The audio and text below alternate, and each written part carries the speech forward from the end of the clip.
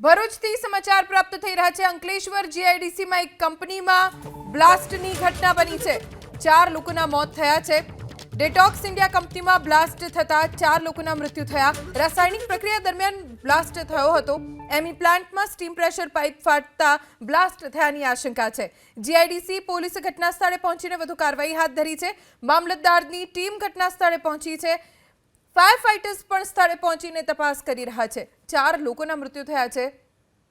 દુર્ઘટના બની ત્યારે ખૂબ મોટો અવાજ થયો હતો અને જોરદાર ધડાકાના કારણે અફરાતફરીનો માહોલ સર્જાયો।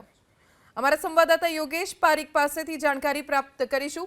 યોગેશ, બ્લાસ્ટ પાછળનું કારણ ખબર પડી છે ખરી અને અત્યારે સ્થિતિ શું છે?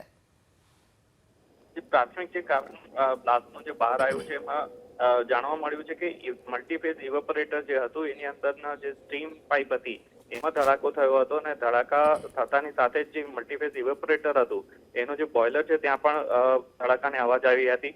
આ જે ધડાકો એ આશરે 1 કિલોમીટર જેવી દૂર સુધી સંભળાયું હતું અને આ જે બનાવ છે એની અંદર 4 કામદારોના મોત નીપજ્યા છે। હાલમાં ડિઝાસ્ટર પ્રિવેન્શન મેનેજમેન્ટ સેન્ટર અને અંકલેશ્વર નગરપાલિકાના ફાયર ફાઇટરો પણ ઘટના સ્થળે પહોંચ્યા છે। જો કે આગનો અહીંયા કોઈ બનાવ નથી, પરંતુ તપાસ કરવામાં આવી રહી છે કે અંતતઃ આ બ્લાસ્ટનું કારણ શું હતું।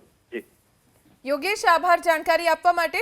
તો અત્યારે મામલતદાર, પોલીસ, આસપાસથી લોકોના ટોળા પણ ઘટના સ્થળે પહોંચી ગયા છે, પણ આ વિસ્તારને કોર્ડન કરી દેવામાં આવ્યો છે જેથી કરીને કોઈ વધુ દુર્ઘટના સર્જાય તો જાનહાનિ ન થાય। સતર્કતાના ભાગરૂપે સુરક્ષાને ધ્યાનમાં રાખીને લોકોને દૂર ખસેડવામાં આવી રહ્યા છે। ફાયર ફાઇટર્સ સ્થળે પહોંચીને તપાસ કરી રહ્યા છે કે આખરે આટલો પ્રચંડ બ્લાસ્ટ થયો તો તેની પાછળનું કારણ શું છે, કેમ કે 4 કામદારોના મૃત્યુ થઈ ગયા છે બ્લાસ્ટની આ ઘટનામાં। આગ નથી લાગી, બ્લાસ્ટ ખૂબ પ્રચંડ હતો અને એટલે 4 લોકો ઘટના સ્થળે મૃત્યુ પામ્યા છે।